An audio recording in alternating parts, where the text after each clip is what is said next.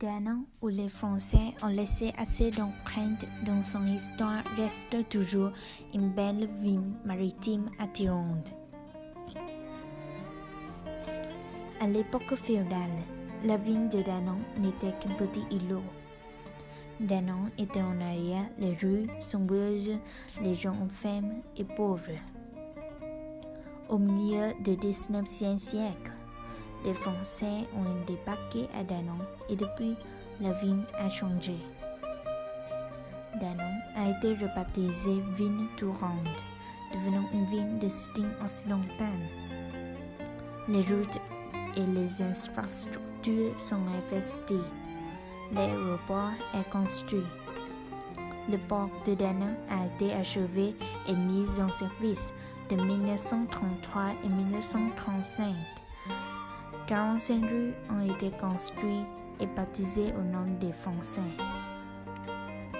La population de Danang a rapidement augmenté. En 1945, il y avait 3000 habitants.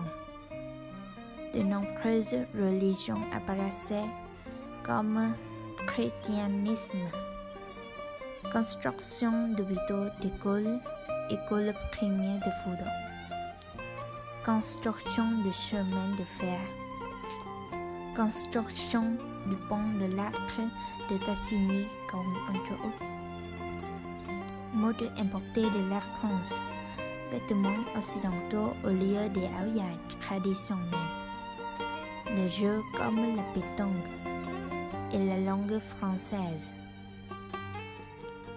Jusqu'à présent, il est indéniable que les Français ont contribué au développement de la ville de Danang.